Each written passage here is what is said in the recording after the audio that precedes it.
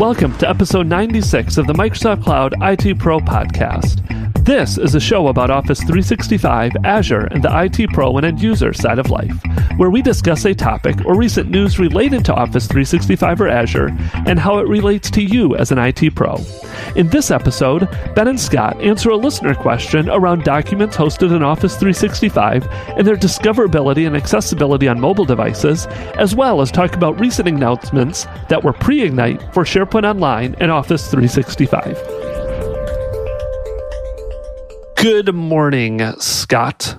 Or Scotty. I've never called you Scotty. Can I start calling you Scotty? No, you can't. Nightmares about grade school. Thanks. You're welcome. I just brought up all those terrible, horrible, nightmarish memories. Yep, there it goes. Now I'm depressed. I'm sorry. I used to be called Benji. I had a soccer coach that called me Benji. It could be the Scotty and Benji show. Yeah, it's always those like PE coaches and things like that. You know, they have to have a name for everything. Yes. Mover is a cloud migration company that specializes in moving your company's files from file servers or cloud storage like Box, Dropbox, and Google into Office 365. Their patented technology makes Mover the fastest OneDrive file migrator in the world. Moving dozens of terabytes of data a day is a breeze.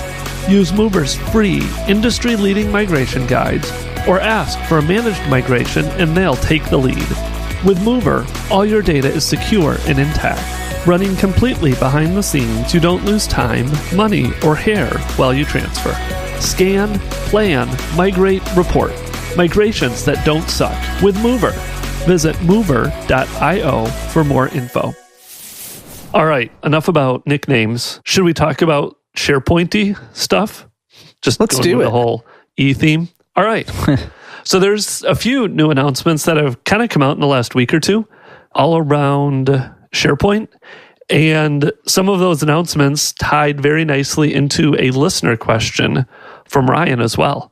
So we'll talk about Ryan's question and then dive into some other news topics too. So where do you want to start? News topics, or should we jump right into Ryan's question? Let's start out with a question. All right.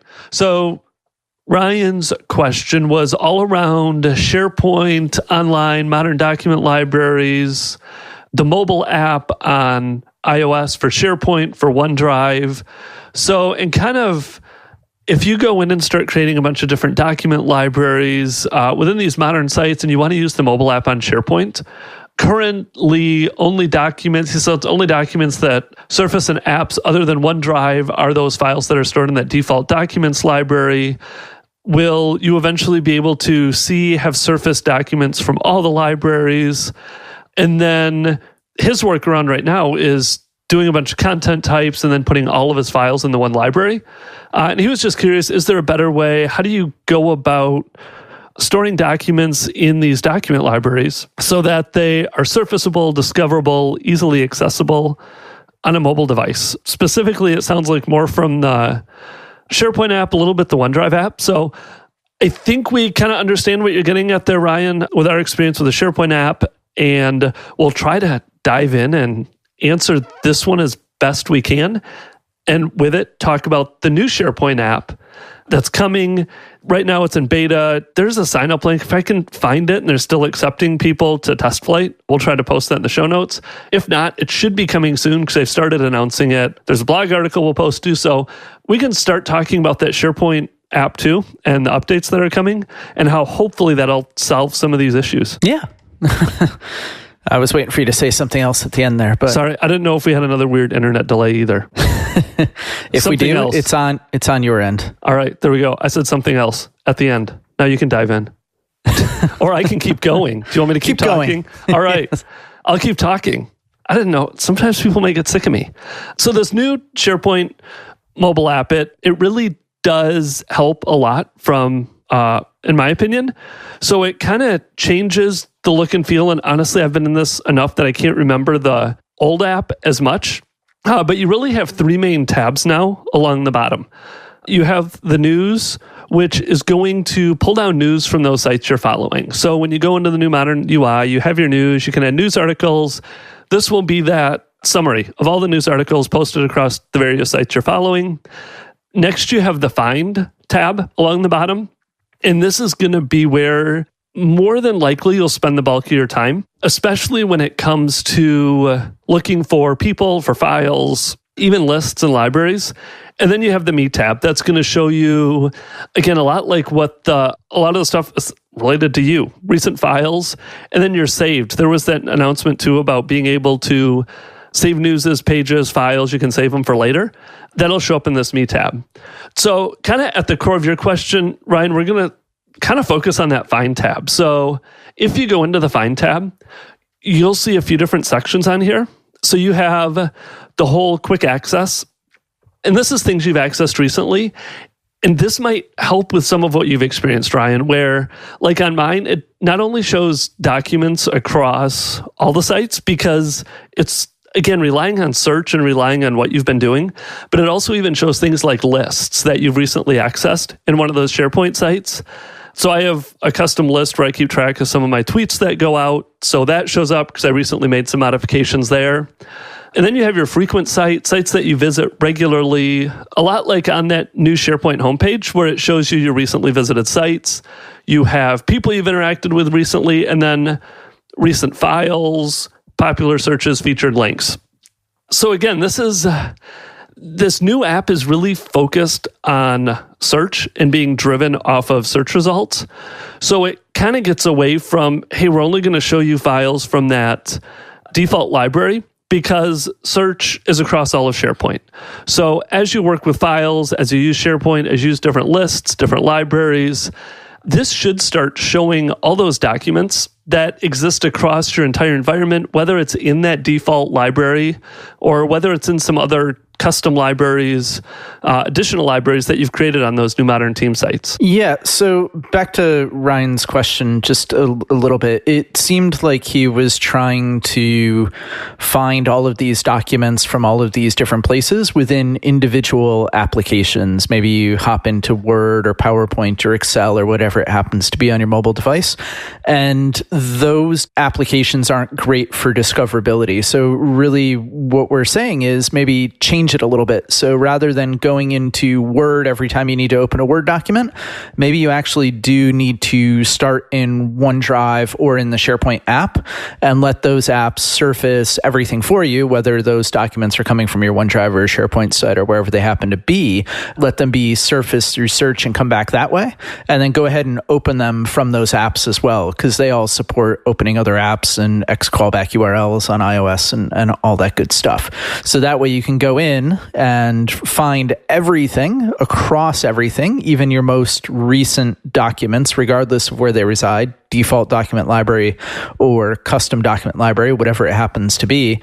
Go ahead and launch in, open it. You'll be taken into the native experience and you're off and running. Yeah, exactly. And it can be a challenge to shift that thinking. It's something I'm still working on. I find that even on the desktop, I can be very quick to even go into Word or Excel on my desktop and try to go back and open files from there, try to find files from there.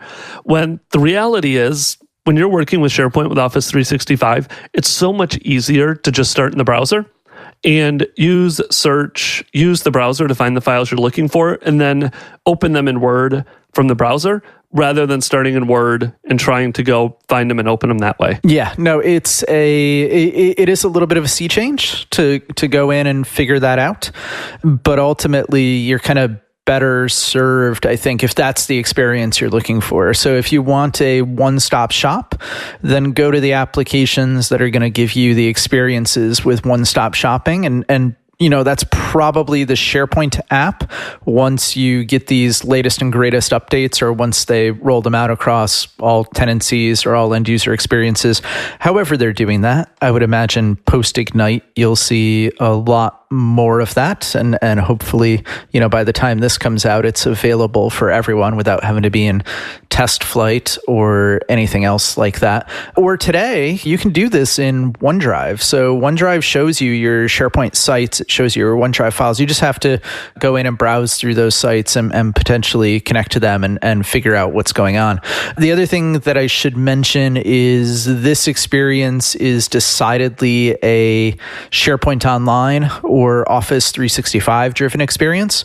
So things that we're talking about with the new Find tab on iOS and Android kind of taking front and center, that's not going to be surfaced if you're connecting to on-premises SharePoint sites, whether it's 2013 or 2016 or 2019 or whatever it is. You're just going to end up with the previous experience. Yeah, that is a good thing to be aware of if you are trying to use this with an on-prem environment. But it is overall, I like the app. I've been on it for a while. I can't remember how much it worked with sites in the old app too. But even the other day, I was in the mobile app on my phone or my iPad, one of those, and actually needed to create a new document library with a whole modern UI and the responsiveness of that UI. You can go into the mobile app, you can browse through the site, you can create new libraries, new lists.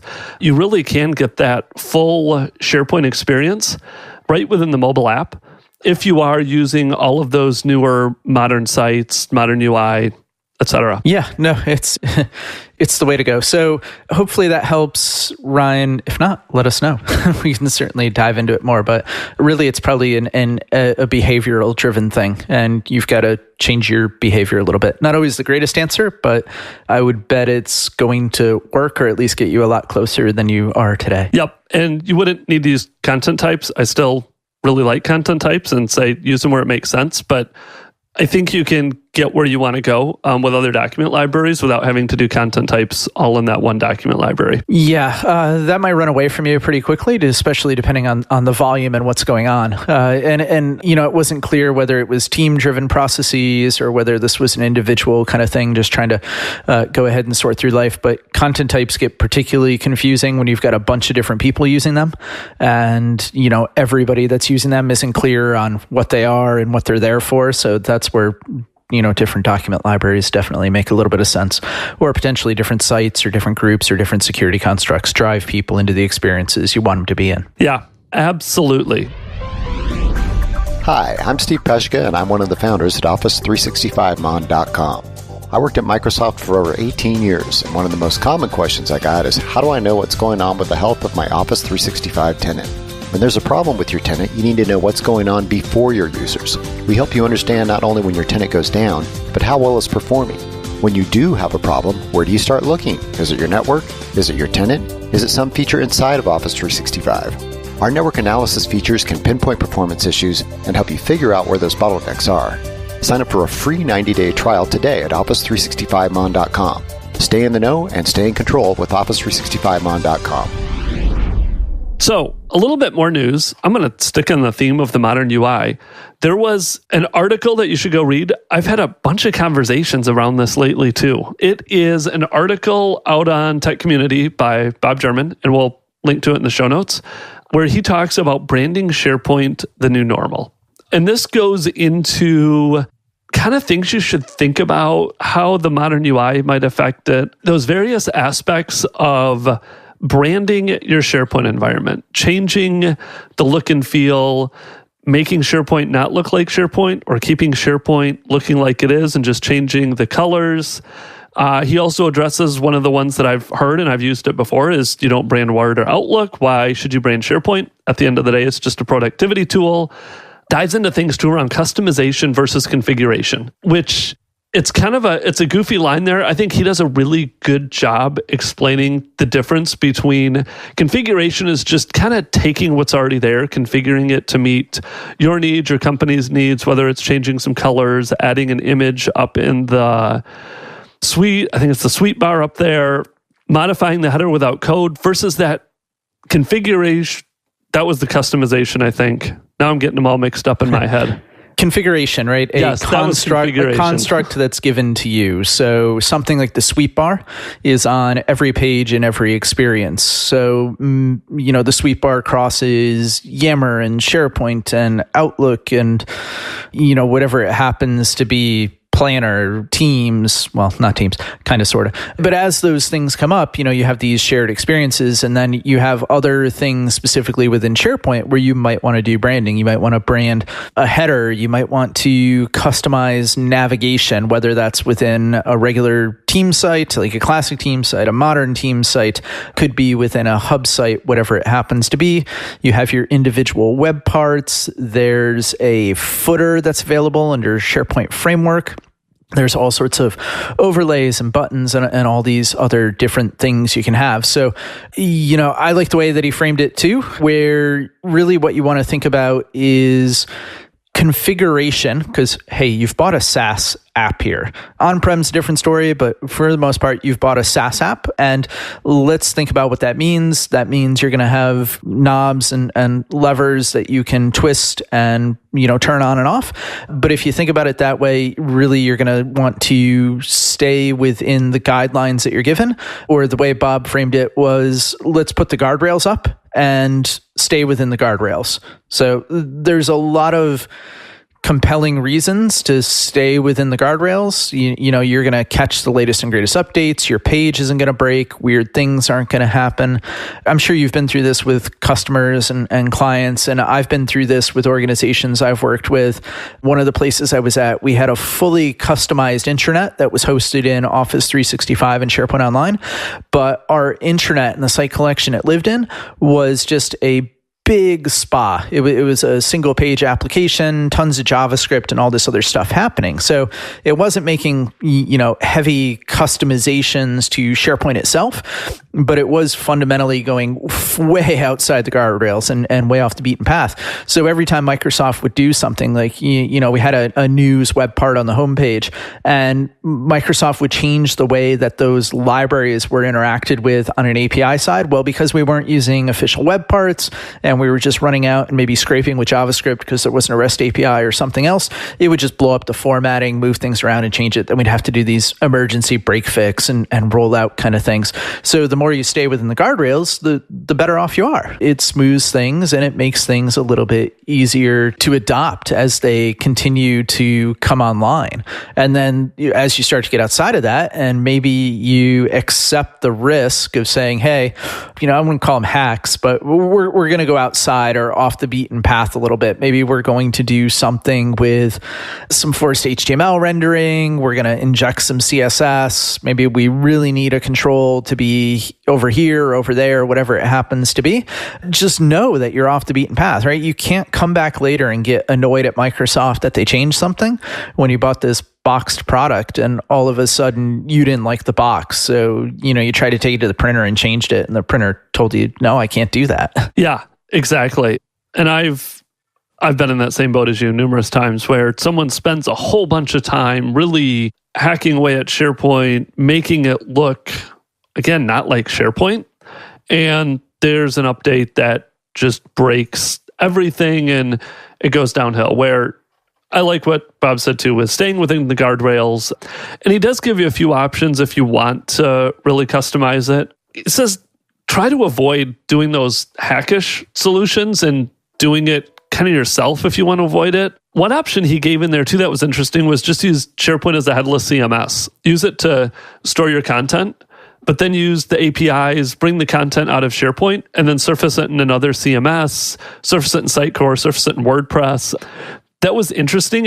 It's definitely still a little bit of work because now you have to write all those integrations in with it. Honestly, by the time you do that, just use Sitecore or WordPress or whatever it happens to be, right?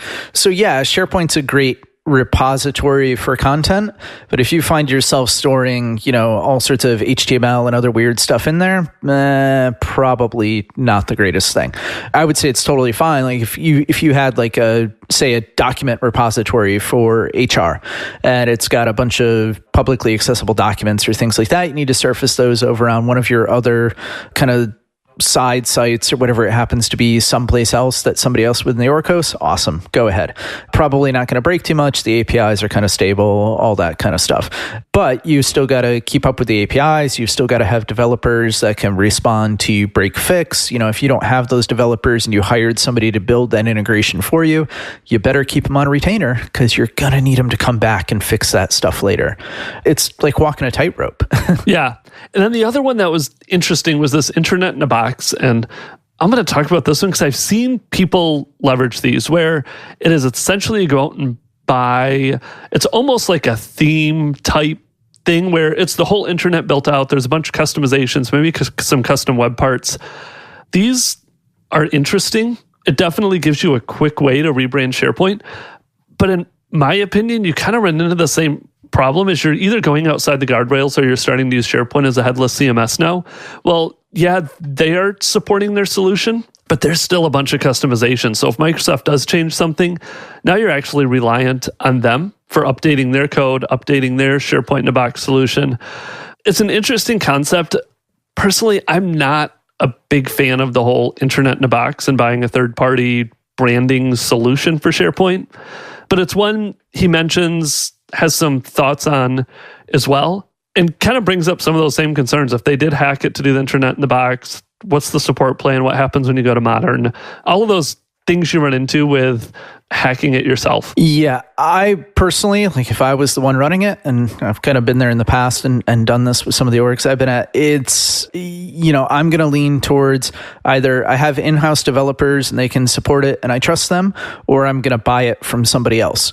I would, generally speaking, not lean towards hiring like a consultancy to go ahead and customize my intranet and then have them walk away because I don't get that support. I might not fully understand the code base and what came with it and everything else. So if you're going to customize, either own it and do it yourself and live with all the decisions and the breakage that potentially comes with that, or go ahead and purchase it from a vendor. There's things like the thing that Bob mentioned was a report that came out, which was SharePoint Intranets in a Box for 2018. So I'll have the link to that in the show notes. But go through and check with those vendors.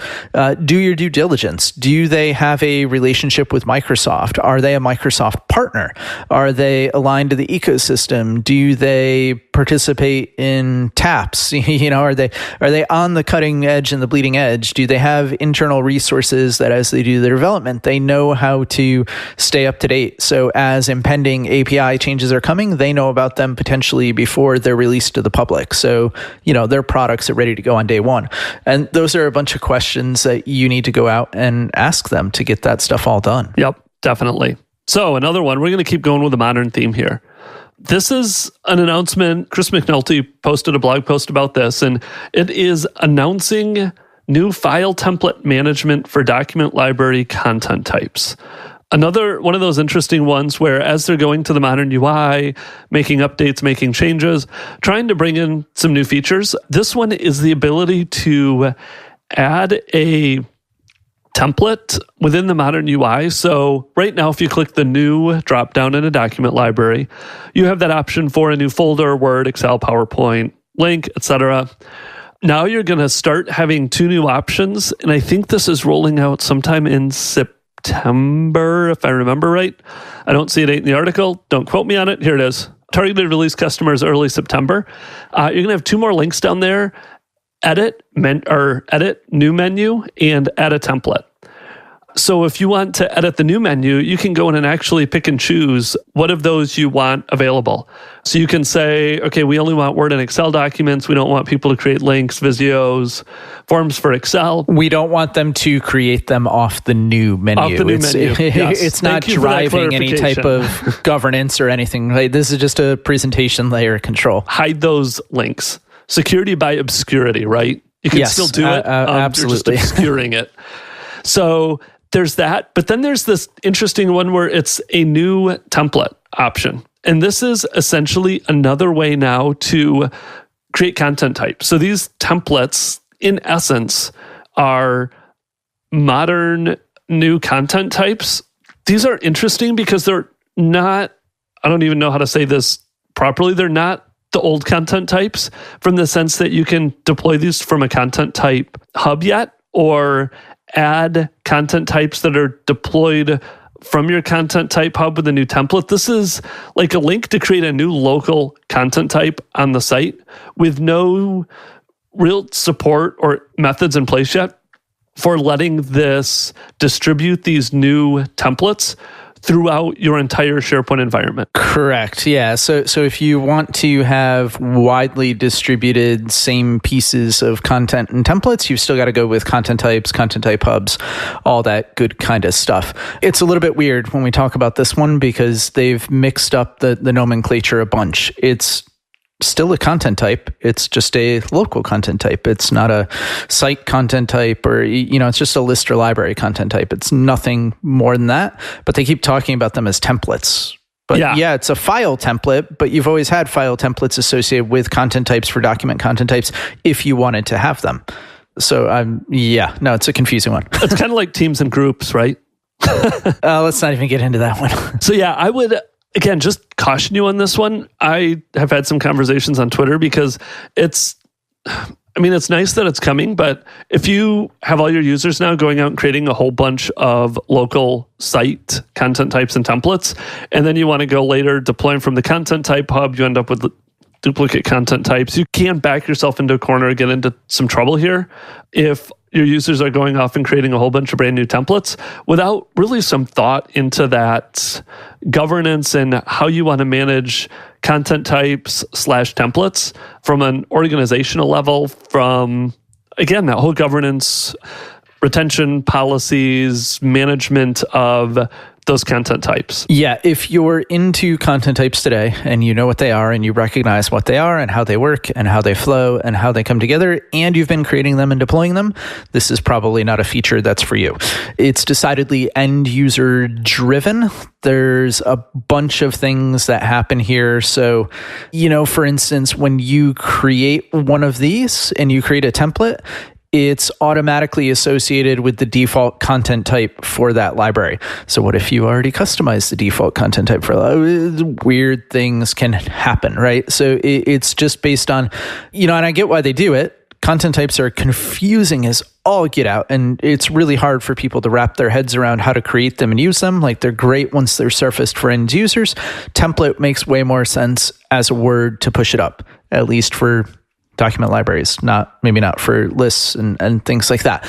But when you use this, you're walking down a path, which is, we're back to guardrails again. Guardrails are up, and it's going to drive you into a very specific experience. So you do have to know a little bit about what it's doing on the back end if you're already using the unguarded experience of full-on content types and hubs and deployments and stuff like that today. When it comes to email, Outlook and Office 365 are fantastic, but sometimes there are things you'd like to do that aren't implemented. Sperry Software creates Outlook add-ins and Office 365 services that fill in these gaps. For instance, there are Outlook add-ins to automatically print emails and/or attachments, save emails to PDF, send out recurring emails, or how about a warning when you're going to do a reply to all instead of a normal reply? Find these and many more email productivity solutions. Get started today by visiting www.sperrysoftware.com/cloudit. Yeah, and I don't know, I was trying to look through the article too if they talk about anything like what happens if you redeploy a default content type from the content type hub. Does it overwrite the templates? Does it keep them associated with the templates? I don't have my hands on this yet. Hopefully I'll be able to play with it some. Hopefully there'll be a little bit more about this at Ignite too. We can hear more about it and what the plan is. I would bet there would be a bunch about this at Ignite. How it's all going to work, yeah. Speaking of, we'll be at Ignite again. I don't know if this episode's going to air before or we're going to publish this before or after Ignite. We're recording it before Ignite, but with timing of everything, we're not 100% sure when this is going to publish or what episode it's going to be. So if you hear this before Ignite, come find us at Ignite. If you hear this after Ignite, hopefully we'll have more news to share about this. So there was one more announcement that I got really excited about that I just wanted to quickly dive into was the SharePoint Online Management Shell, the SPO PowerShell commandlets are now actually finally available in the PowerShell gallery. This has been a holdout forever, and it has bugged me to no end. But you can now go out to PowerShell, do install-module, and the name of it is Microsoft.online.SharePoint.PowerShell, and install it from the gallery. So I am, again, not much there other than it's not like the commandlets have changed or they've added a bunch to it. You just don't have to go out and download that MSI. I think it was an MSI anymore. When it's time for an update, you don't have to do a uninstall and download and reinstall the new one. It is a module in the PowerShell gallery, so you can do your install module, update module, all of that to stay on the latest and greatest SharePoint Online Management Shell module version. Yeah. So I like that it's in the gallery because now you can do kind of single-headed or single-path deployments because things like PnP, PowerShell are there as well. So you can potentially go ahead and roll out both of those at the same time as part of your automation, which could be really, really good. And it's nice because they've eliminated some of the dependencies over time on like the sign-in assistant and some of the other, I won't call it crap. No, I'll call it crap, or like cruft that used to come with that solution. Yeah, which this also means that you can add this to Azure Automation now a lot easier without repackaging it all and uploading it and doing all of that. And hopefully, eventually I feel like they've got to do this with most of the PowerShell modules, because if they're going to switch over to PowerShell Core and you're going to be installing these on Mac and Linux eventually, once that whole thing is accomplished, hopefully that means eventually I'll be able to install this and use this within PowerShell on my Mac. Maybe someday if it all gets over to .NET Core and all that other stuff. I'm not holding my breath because, in all honesty, I think I've seen some roadmap stuff, and there's people that are saying it could easily take another year, two-ish before they get everything that's in PowerShell into PowerShell Core, where you'll be able to fully use a lot of these modules that still have dependencies on DLLs and that PowerShell, I think 5.1. So that's kind of a few big SharePoint announcements lately that we figured we'd dive in and talk about. And again, maybe we'll have more around these in some episodes after Ignite, at Ignite, all of that. So awesome. I think that wraps us up for the day. Not a problem. Thanks, Scott, and we'll talk to you again later. If you enjoyed the podcast, go leave us a 5-star rating in iTunes. It helps to get the word out so more IT pros can learn about Office 365 and Azure. If you have any questions you want us to address on the show or feedback about the show, feel free to reach out via our website, Twitter, or Facebook. Thanks again for listening and have a great day.